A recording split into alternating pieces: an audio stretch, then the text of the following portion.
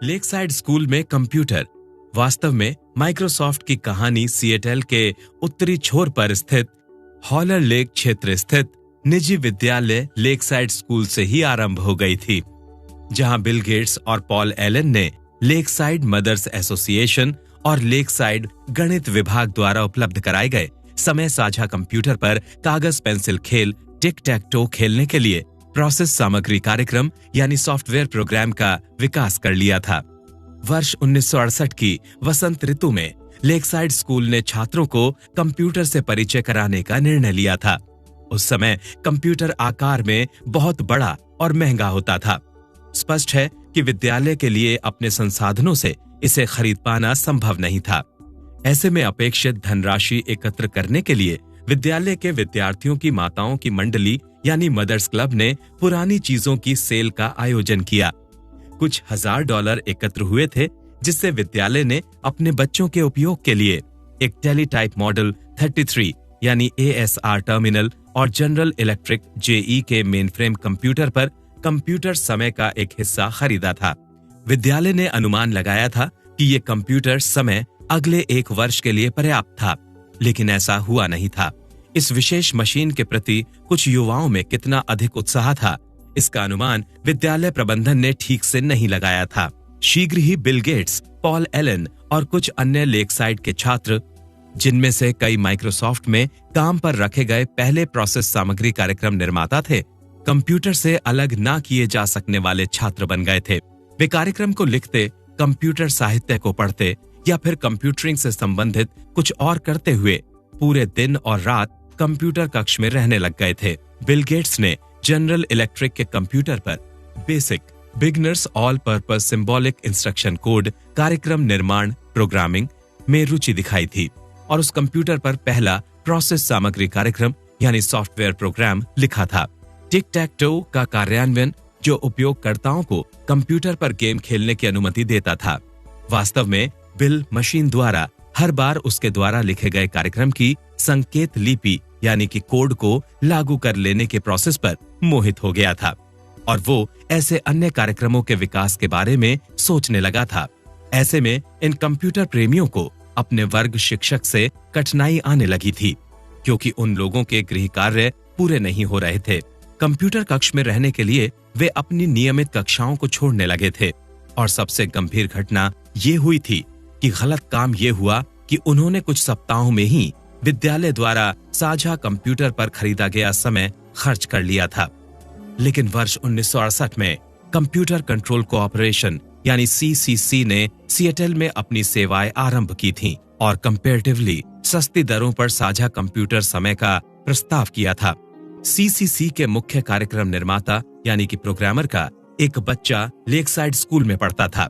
CCC और विद्यालय के बीच कंप्यूटर समय के लिए एक समझौता हुआ था और उसके अंतर्गत छात्रों को वहां जाने की अनुमति मिल गई थी।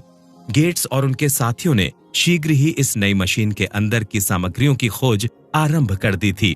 वो समय दूर नहीं था जब इन युवाओं ने नित नई नई खोजों और सॉफ्टवेयर प्रयोगों से CCC की कंप्यूटर प्रणाली को बाधित करना भी आरंभ कर दिया था।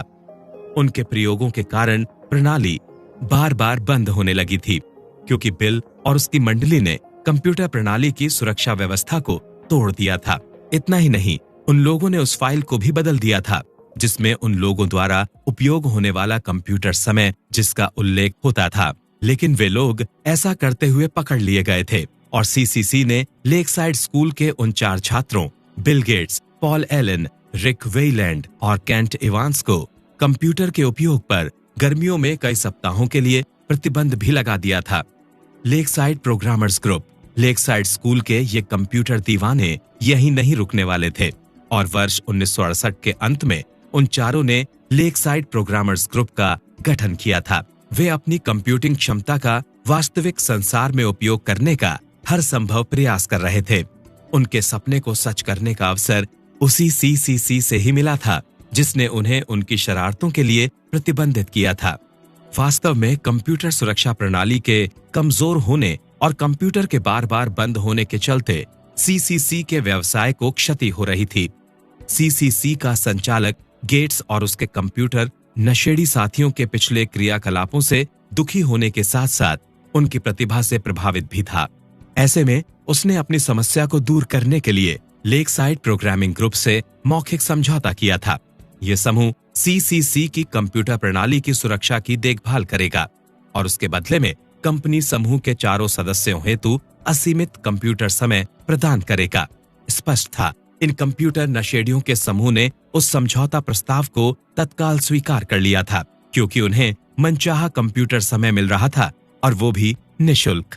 वैसे तो इस समूह को केवल सॉफ्टवेयर बग्स यानी सॉफ्टवेयर की गलतियां, खामियां या वायरस खोजने के काम पर रखा गया था, लेकिन वे दिन की पाली के बाद पीछे छोड़े गए अन्य कंप्यूटर से संबंधित सामग्रियों को पढ़ते थे। वे युवा कंप्यूटर प्रेमी नई जानकारियों के लिए सीसीसी के कार्यालय में प्रोसेस सामग्री कार्यक्रम निर्माताओं यानी सॉफ्टवेयर प्रोग्रामर के पास भी चले जाते थे और उनकी सहायता से कंप्यूटर कार्यक्रम भाषा फोर्ट्रॉन, लिस्प और मशीन लैंग्वेज में उपयोग होने वाली स्रोत संकेत लिपियों यानी सोर्स कोड को भी सीखने लगे थे।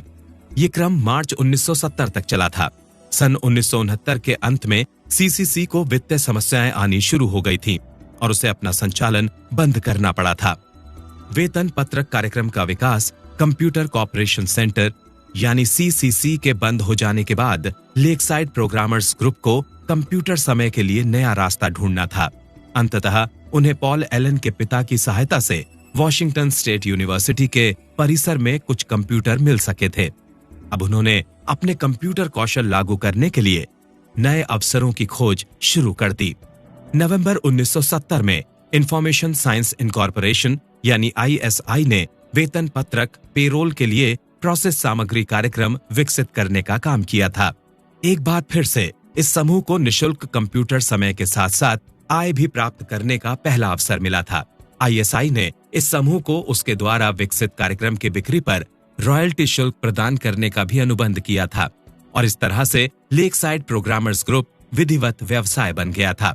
इस घटना को याद करते हुए बिल गेट्स ने एक इंटरव्यू में कहा था, पोर्टलैंड ओरेगन की इस कंपनी ने कहा था, अरे हम बस आप लोगों को यूं ही कंप्यूटर समय नहीं देने जा रहे, आपको कुछ करना होगा। इसलिए हम इस वेतन पत्रक कार्यक्रम यानी पेरोल प्रोग्राम लिखने के लिए राजी हो गए थे।